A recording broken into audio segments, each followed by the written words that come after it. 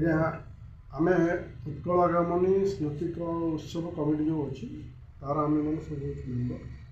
ଏବଂ ଏହି ଉତ୍କଳ ଆଗାମୀ ସ୍ମୃତି ଉତ୍ସବ କମିଟି ଆମର ପ୍ରତିବର୍ଷ ପ୍ରାୟ ଦୀର୍ଘ ବର୍ଷ ଧରି ପୁରୀରେ ଅନୁଷ୍ଠିତ ହୋଇ ଆସୁଅଛି। ଏଥର ଶ୍ରୀ ଶ୍ରୀ ଠାକୁର ଅନୁକୂଳ ଚନ୍ଦ୍ରଙ୍କର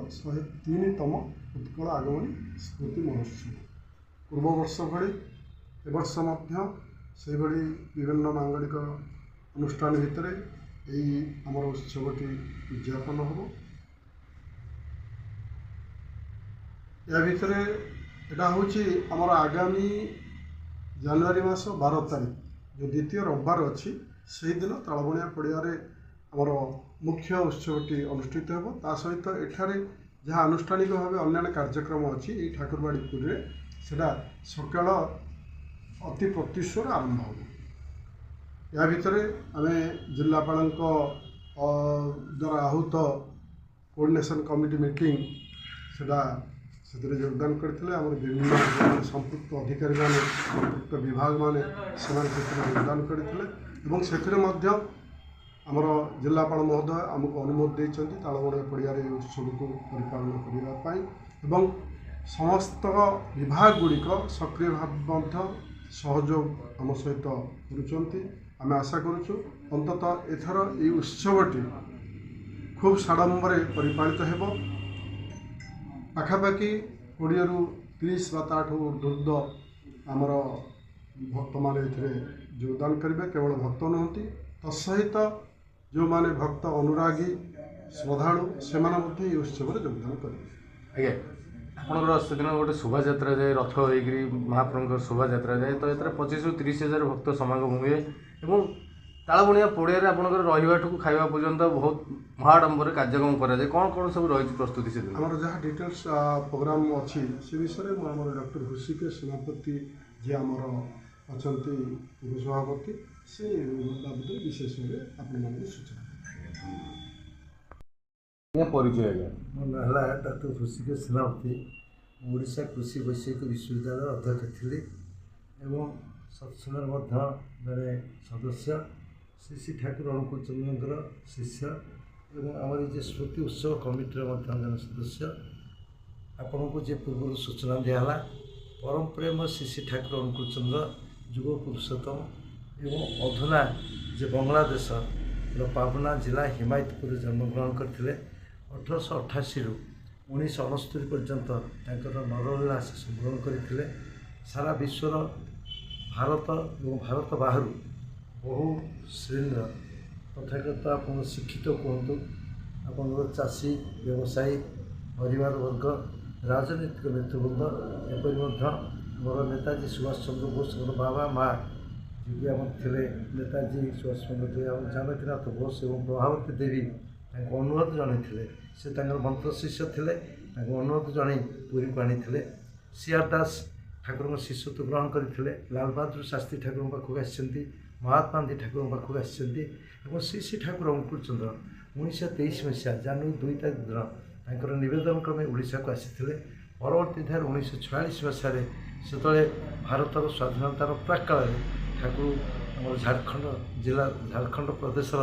ଦେଓଘରେ ଯାଇକି ତାଙ୍କର ଆଶ୍ରମ ପ୍ରତିଷ୍ଠା କରିଛନ୍ତି। ପରମ ପ୍ରେମ ଶ୍ରୀ ଶ୍ରୀ ଠାକୁର ଅନୁକୂଳ ଚନ୍ଦ୍ରଙ୍କର ନୀତି ଆଦର୍ଶ ହେଲା ଏକ ଜୀବନବର୍ଦ୍ଧନକାମୀ ଆଦର୍ଶ।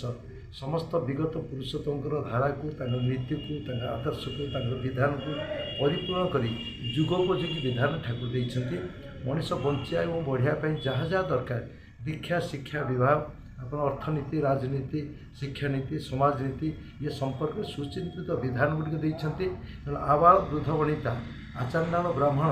ଏବଂ ତଥାଗତ ଆପଣଙ୍କର ହିନ୍ଦୁ, ମୁସଲମାନ, ଜୈନ, ଖ୍ରୀଷ୍ଟାନ, ବୌଦ୍ଧ, ଶୈବ, ଶାକ୍ତ, ଗାଣପତ୍ୟ, ବୈଷ୍ଣବ ପ୍ରତ୍ୟେକ ଶ୍ରେଣୀର ବ୍ୟକ୍ତିଙ୍କୁ ସେ ଆହ୍ୱାନ ଜଣାଇଛନ୍ତି ଏବଂ ସତ୍ସଙ୍ଗ ଏଭଳି ଏକ ପ୍ଲାଟଫର୍ମ ଯେଉଁଥିରେ ତଥାଗତ ସାମ୍ପ୍ରଦାୟିକ ଭେଦ ନାହିଁ, ପ୍ରତ୍ୟେକ ଶ୍ରେଣୀର ବ୍ୟକ୍ତି ଅଛନ୍ତି। ଏଇ ଯେ ଉତ୍ସବ ଅନୁଷ୍ଠାନର ମୁଖ୍ୟ ଉଦ୍ଦେଶ୍ୟ ହେଉଛି ଆଜି ସମାଜର ଯେଉଁ ମଙ୍ଗଳ ପାଇଁ ଆଜି ହୁଏତ ବହୁ ଭାବରେ ଜନହିତକର କାର୍ଯ୍ୟ ମଧ୍ୟ ସରକାରଙ୍କ ମାଧ୍ୟମରେ ବା ବେସରକାରୀ ମାଧ୍ୟମରେ ମଧ୍ୟ ଅନୁଷ୍ଠିତ ହୋଇ ଚାଲିଛି।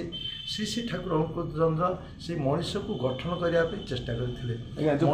କାର୍ଯ୍ୟକ୍ରମ କରାଯାଉଛି ତ କ'ଣ କ'ଣ କାର୍ଯ୍ୟକ୍ରମ ସବୁ ଏହି ପୁରୀରେ ଯେଉଁ କାର୍ଯ୍ୟକ୍ରମ କରାହେଉଛି ଏହି ମଣିଷ ଭିତରେ ଚେତନା ଶକ୍ତି ଜାଗ୍ରତ କରିବା ପାଇଁ, ମଣିଷ ଭିତରେ ତଥାଗତ ଯେ ହୁଏତ ଜାଗତିକ ଦୁନିଆ ସହିତ ମଣିଷର ଜାଗତିକ ଉନ୍ନତି ସହିତ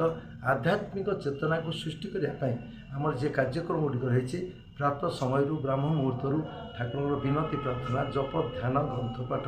ପରବର୍ତ୍ତୀ ଅଧ୍ୟାୟରେ ଆପଣ ଯେ ସୂଚନା ଦେଉଥିଲେ ଶୋଭାଯାତ୍ରା କାର୍ଯ୍ୟକ୍ରମ ରହିଛି ଶୋଭାଯାତ୍ରା ପରେ ଆମର ବିଭିନ୍ନ ପ୍ରକାର ମଧ୍ୟ କାର୍ଯ୍ୟକ୍ରମ ଭିତରେ ଯୁବ ଛାତ୍ର ସମ୍ମିଳନୀ ରହିଛି ସାଧାରଣ ସଭା ରଖାଯାଇଛି ଏବଂ ମଣିଷକୁ ମଧ୍ୟ ଠାକୁରଙ୍କ ଦର୍ଶନ ସମ୍ପର୍କୀୟ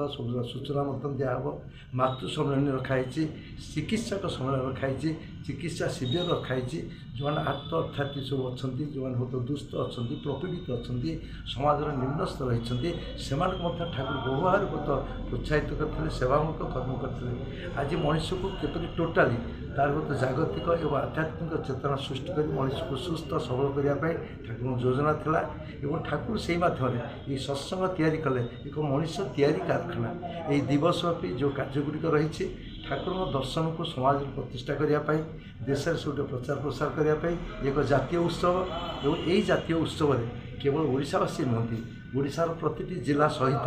ଆପଣଙ୍କର ଭାରତବର୍ଷର ବହୁ ଦେଶରୁ ମଧ୍ୟ ଆସିଛନ୍ତି ଏପରିକି ମଧ୍ୟ ଆଜିଠାରୁ ଆମେ ଲକ୍ଷ୍ୟ କରୁଛୁ ଆସାମ ତ୍ରିପୁରା ନାଗାଲାଣ୍ଡ ମଣିପୁର ଏ ଅଞ୍ଚଳରୁ ମଧ୍ୟ ବହୁ ଭାବରେ ଲୋକମାନେ ଆସୁଛନ୍ତି ଯିଏକି ଠାକୁରଙ୍କ ଚେତନାରେ ଅନୁପ୍ରାଣିତ ହୋଇ ଆଜି ସେମାନେ ଆଜି